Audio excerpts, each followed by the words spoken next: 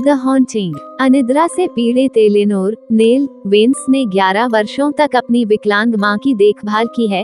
वो उनके साथ बोस्टन का एक अपार्टमेंट साझा करती हैं।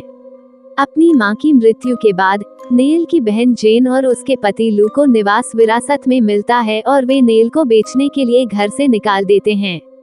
बेघर होने की स्थिति में नेल पश्चिमी मैसाचुसेट्स के बर्कशायर में एक सुनसान मनोघर हिल हाउस में डॉक्टर डेविड मैरो द्वारा अनिद्रा अध्ययन में भाग लेने के लिए निमंत्रण स्वीकार करती है। घर में वो विलक्षण देखभाल करने वाले मिस्टर और मिसेज डुडले से मिलती है। 2 अन्य प्रतिभागी आते हैं, मूर्ख ल्यूक सैंडरसन और आकर्षक थियोडोरा थियो, साथ में डॉक्टर मैरो और उनके 2 शोध सहायक। प्रतिभागियों को पता नहीं होता कि डॉक्टर मैरो का असली उद्देश्य डर के प्रति मनोवैज्ञानिक प्रतिक्रिया का अध्ययन करना। अपनी पहली रात के दौरान डॉक्टर मैरो हिल हाउस की कहानी सुनाते हैं। इसके मूल मालिक ह्यूग क्रेन, जो 19वीं सदी के कपड़ा व्यवसायी थे, ने अपनी पत्नी रेनी के लिए एक बड़ा घर बनवाया था ताकि इसमें एक बड़ा परिवार बस सके। दुर्भाग्य से क्रेन के सभी बच्चे मृत पैदा हुए और रेनी कई नुकसानों से तबाह हो गई। उसने खुद को मार डाला, जबकि क्रेन एकांतवासी बन गया। मैरो का सहायक एक अजीब दुर्घटना में घायल हो जाता है और अनुसंधान सहायक अस्पताल के लिए निकल जाते हैं। अलौकिक घटनाएं होने लगती हैं और नेल को बच्चों के भूत दिखाई देते हैं। ह्यूग क्रेन का एक बड़ा चित्र खून से लिखे वेलकम होम एलेनोर शब्दों के साथ तोड़ दिया जाता है। थियो और ल्यूक ने नेल पर आरोप लगाया, दावा किया कि वह ध्यान आकर्षित करना चाहती है।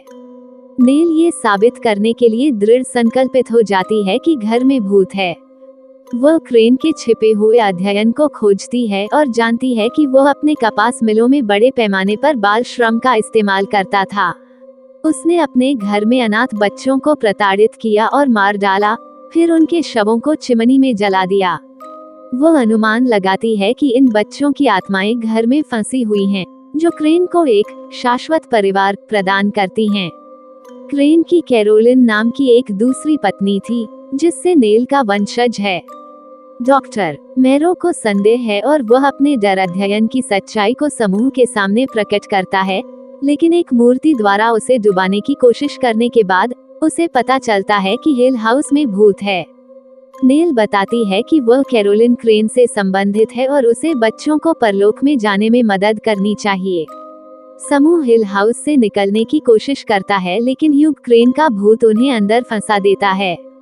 ल्यूक क्रेन के चित्र को खराब कर देता है, जिससे उसकी आत्मा क्रोधित हो जाती है और ल्यूक का सिर काट देती है।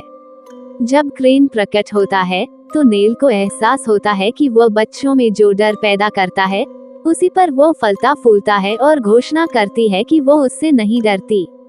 उसकी घोषणा भूत को कमजोर कर देती है और उसे एक सजावटी कांस्य द्वार में डाल दिया जाता है, जिस पर पीड़ित बच्चों को यातना में दिखाया गया है।